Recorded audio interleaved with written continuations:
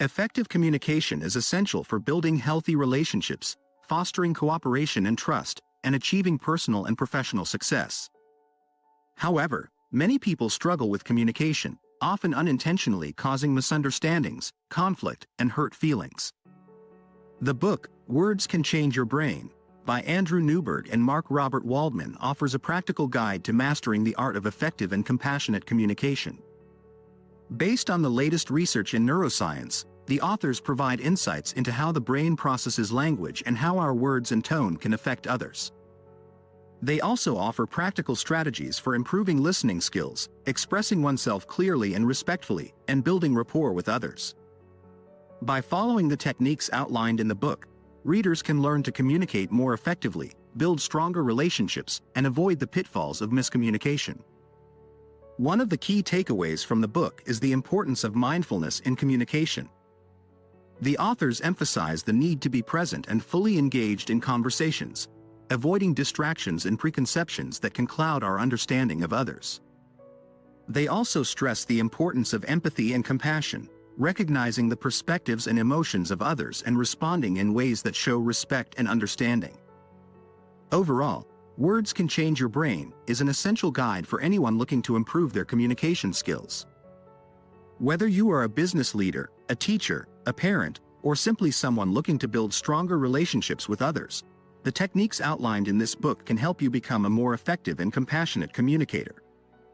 By mastering the art of communication, you can unlock new opportunities, deepen your relationships, and achieve greater success in all areas of your life. Idea 1. Understanding the difference between talking and effective communication.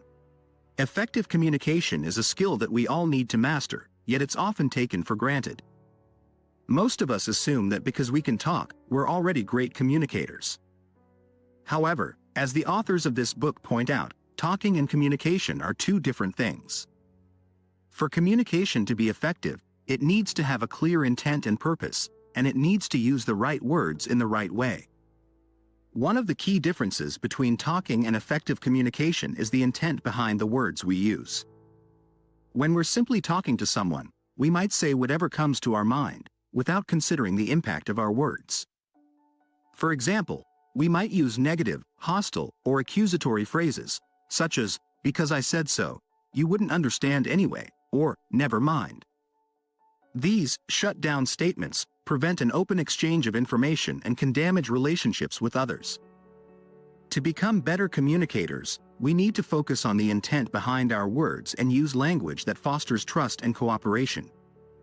This requires practicing active listening skills, expressing ourselves clearly and compassionately, and avoiding negative or hostile phrases.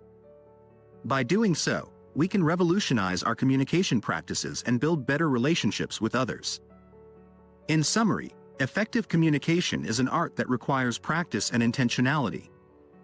By recognizing the difference between talking and communication, and by using language that fosters trust and cooperation, we can become better communicators and improve our relationships with others. Idea 2.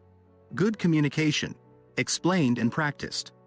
Effective communication is the cornerstone of healthy relationships, whether at work, with friends, or with family. Good communication involves clear and calm expression of one's thoughts, ideas, and feelings. It's important to avoid shut-down statements such as, "Because I said so," or "You wouldn't understand." These statements can create tension, disrespect, and lead to unproductive communication patterns. To illustrate this point, let's consider a common scenario between a parent and their teenage daughter. If the parent says, "No, you can't go to a party on a school night," and the daughter asks why, it's important to avoid dismissive or unhelpful responses.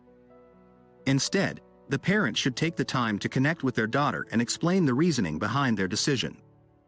For example, the parent could say, "I don't want you to go to the party because I don't think it's safe for you to be at a party without adult supervision and there may be underage drinking."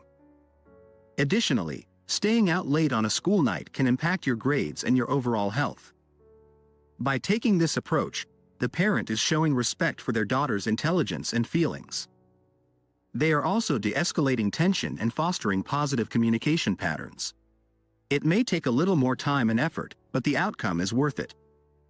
When people feel respected, they are more likely to listen and respond positively.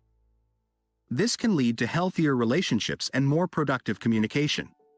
Incorporating good communication practices into daily life involves being mindful of how we communicate with others. It's important to listen actively, avoid judgment, and express oneself in a clear and calm manner. By doing so, we can build stronger relationships, foster mutual respect, and achieve greater success in all areas of life. Idea 3. Using body language to improve your communication skills. When it comes to effective communication, we often focus on what we say rather than how we say it. However, our body language can have a powerful impact on the success of our conversations. In particular, the difference between open and closed body language can make a big difference in how others perceive us. Open body language, which involves standing with our arms at our sides and our body turned towards the other person, communicates a sense of openness and interest. On the other hand, closed body language, which involves folding our arms across our chest and turning away from the other person, suggests that we are closed off and disinterested. Matching our nonverbal communication with our words is also important. If our words communicate one thing while our body language communicates something else, it can lead to confusion and a negative impression. One effective way to convey openness and intelligence is to maintain direct eye contact while smiling. Research has shown that eye contact significantly correlates with perceived intelligence and is an important behavior in creating a positive first impression. When it comes to the spoken portion of our interactions, it's important to remember to keep it simple and natural. An easy icebreaker is to simply introduce yourself with a smile and a friendly greeting, followed by repeating the person's name to help remember it. By paying attention to our body language and nonverbal communication, we can improve our communication skills and create more successful interactions with others. Summary: effective communication is essential in our personal and professional lives. However, communication is not just about speaking. It also includes nonverbal cues such as facial expressions, body language, and tone of voice. Therefore, to be an effective communicator, one must learn to strike a balance between verbal and nonverbal communication. The key to mastering positive communication is to replace negative statements with calm and clear explanations. Negative communication can shut down a conversation and create a hostile environment, whereas positive communication can foster a healthy and productive dialogue. Therefore, it is essential to be mindful of the words you choose and how you express them. Nonverbal communication is just as crucial as verbal communication. Positive body language, such as an open posture and a smile, can make others feel at ease and be receptive to your message. On the other hand, negative body language, such as crossed arms and a frown, can create a barrier and make others feel defensive. Learning to communicate effectively is not an easy task, but it is an art form that can be mastered with practice and the right tools. By focusing on positive communication, you can improve your relationships, both personally and professionally. Remember, communication is a two-way street, so strive to talk with someone, not at them. Now, thank you for taking the time to watch, and if you found value in this video, be sure to hit that like button and subscribe to my channel. And in case you want to buy the book, use the link in the description. Trust me, you won't regret it.